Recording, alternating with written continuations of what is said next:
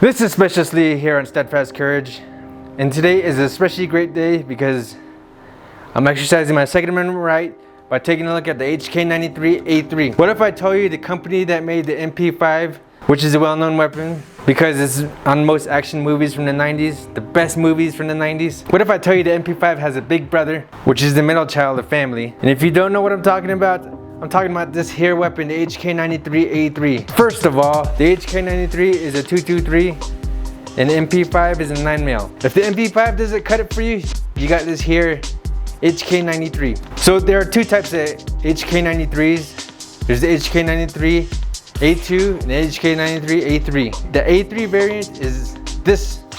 That's what makes it the A3. Compactable stock. It contracts and compacts. Easy peasy, you can stow it places, put it wherever you want, put it on your bed, anywhere you want. You can carry it just like this. Actually, the HK is on the cutting edge of weaponry back in the day. What makes it the cutting edge is that contractable stock, compactable stock, and this little D-ring where you can set up a 1-point sling. It's already installed, so you don't have to worry about it. I would say that's cutting edge awesomeness right there. It's perfect for 1-point sling. And of course, the handguard is pretty much just polymer. It doesn't have you don't have no way to attach anything right here, which is simple. Very simple design. But you can get an M-LOK system, M-LOK handguard installed. It's very simple. I will go into it in my next few episodes. Stay tuned, you'll see how awesome this weapon is, how easy it is to disassemble. It's freaking awesome. Very good weapon, and it's very pleasing and aesthetic to the eye. Very, very, very nice weapon. I like this weapon. This weapon's just freaking sweet. I'm a fan. I'm a fan of this weapon. If you can't afford the rich man weapon of this here setup right now, you can also get a simple setup. If you can't afford this weapon as is right now, MSRP of this weapon right now is probably like what? 2,500, three grand, somewhere around there, maybe even more. As is right now, it's pretty beat up. If you can't afford this weapon, don't worry about it. If you feel like getting something as similar of the HK93, Century Arms came out with the Century Arms C93. It's pretty much a replica of this weapon. It looks exactly like this weapon, but with Century Arms stamped right here. They pretty much stole everything about this weapon because they're body snatchers and they want to steal this weapon. But the fact that they stole this weapon makes it affordable for people who can't afford it. This thing is not affordable. It costs a liver, an arm, and one kidney. Since I had this weapon, I wouldn't go back to a C93 because it's just like it's pretty much like, let me use John Carpenter's movie The Thing, for example. Just because it's an exact copy doesn't make it right. The HK93 is very customizable. I didn't know that until I crawled down the rabbit hole of the interweb and found out how customizable this weapon is. I went down the rabbit hole, took pictures, looked at pictures of what customizations can be done with this. And you never go down the rabbit hole. You never. And as I went down that rabbit hole, I found out this is a rich man's rifle. What I mean by that is the price of the customizable parts and the price of the weapon.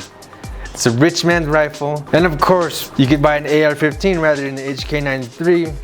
I mean, it fires the same round. It does everything pretty much what an AR-15 does, but it's not an HK. This weapon is very nice. I freaking love this thing. I'm just telling you right now, I love this thing. It's totally different animal from anything else. As a gun connoisseur, it's not about the money, all right? It's not about the money, people. It's about love. Customizing your HK93 is about love. It's all about the love. I'm talking just enjoy this weapon, you know? Well, buying this weapon is about love. Weapon connoisseur, yes. If you want to buy this weapon, yes, get it. but you gotta have deep pockets. And there's one problem with this thing. Parts aren't easy to come by. You gotta go to hkparts.com, order the parts, and it takes a while to get to it. But that's not good for the boogaloo, or anytime something bad happens. This weapon is not gonna be good. What if something breaks? What if the firing pin breaks? What if something just falls apart? You can't afford to go online and buy something like this, but that's why buying this weapon is about love. It's all about the love. The AR-15, you can just go to any store, any place, there's parts for this thing, for the AR-15. But this is all about the love. And I'll do a customization of this rifle. In the next few episodes, you'll see it. Stay tuned and you'll see it. This weapon is a treat to fire. The bolt assembly is totally different from the AR-15's bolt assembly. HK stands for Heckler & Koch. Heckler & Koch came up with a unique firing system called the roller lock system. And when you shoot this weapon, you can clearly feel the difference between of an AR-15's recoil and the HK93's recoil. It's a treat. If you ever have a chance to fire this weapon, I guarantee you it will not disappoint you. It weighs 9 pounds. It's pretty heavy compared to an AR-15 that is bare bones. AR-15 probably weighs about 8 to 7 pounds bare bones. The rear sight is very different from an AR-15's rear sight, or any AR-15, any weapon that I've shot before's rear sight. The rear sight's open, the back sight's closed. It's very different. At first, when you're shooting it, it'll distract you for a second, but that's why you practice. You need to practice with your weapons. Practice with every weapon you have. Don't be messing around. Why are you gonna buy it if you're not gonna practice with it? The rear sight to adjust requires a special tool, or you could just use a simple screwdriver. As is now, it's set to factory 0. What that means is that I set it to it's set from the factory. I did not touch the sight. I do not want to touch it. It's a cylinder sight where you can adjust the elevation by spinning it. You adjust the elevation. The first sight set to 100 meters. Second sight set to 200 meters. The 3 is 300 meters. The 4 is 400 meters. It's set for elevation. So that makes life a lot easier, especially for those of you who do not know how to set the sight. Reloading is extremely different. If you watch any 80s movies and early 90s movies, you can figure out how to reload this thing. Just watch Die Hard, the first one. You'll see how. Next time you have a chance to kill someone, don't hesitate.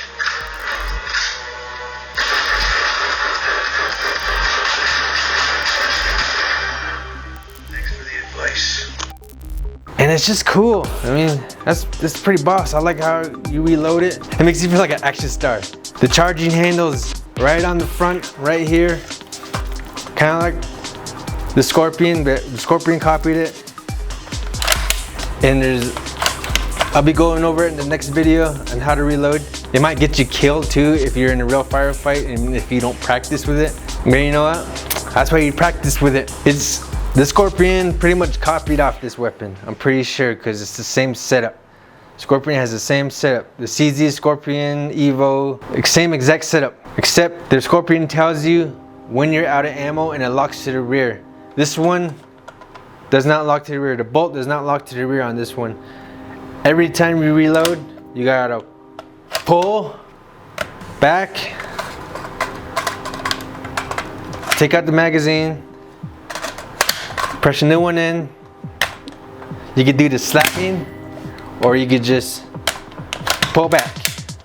It's up to you, but I like the slapping because you get to slap something, and plus it makes you look cool. And we give her a break, you know. She doesn't tell you when she's out of ammo. Give her a break. She's the first generation HK93 from the 60s, designed in the 60s. She's pretty old, and I'll give her a break. Also, the selector switch is huge, which is good. The selector switch is huge, which is always good. And of course, when changing magazines, you can't reach it, but I figured this out. You use this hand, that's free. You press the magazine release button and you pull it out. At first I was thinking you need big hands, but no. You just need to be adaptable. This magazine's heavy. This magazine is light. You choose. Of course, this is durable, strong, polymer, light. expendable.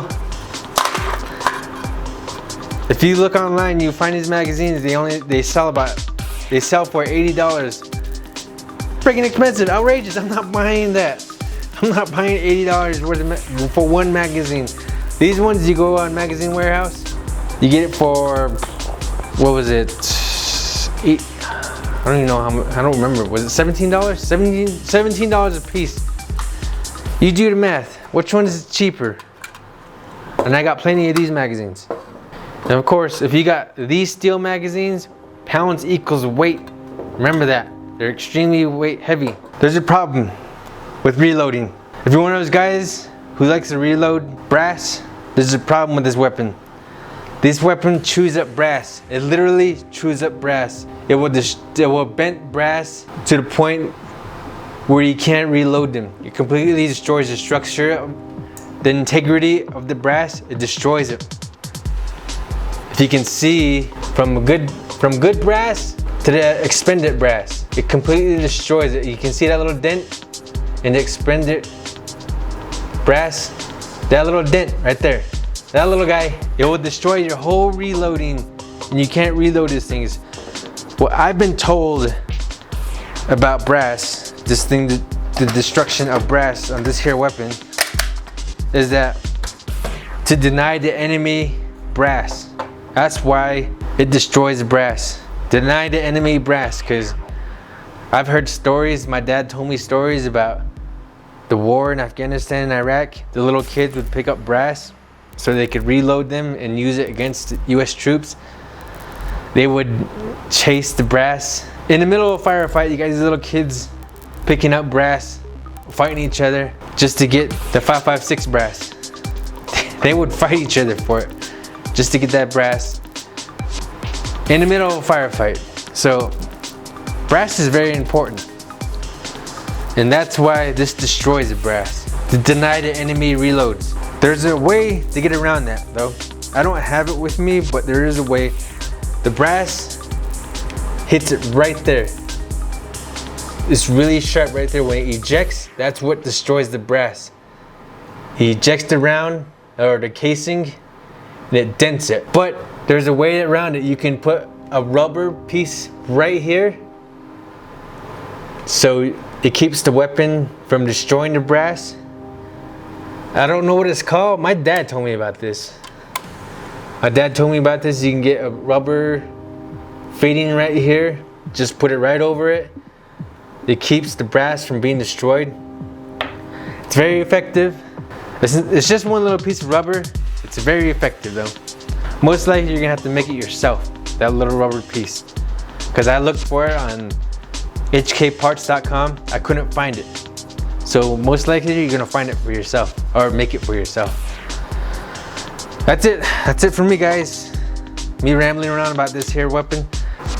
The objective of me talking about this weapon, rather than me regurgitating little fun facts about this weapon, is whether you would like to have it, you know? That's why I came up with this whole setup.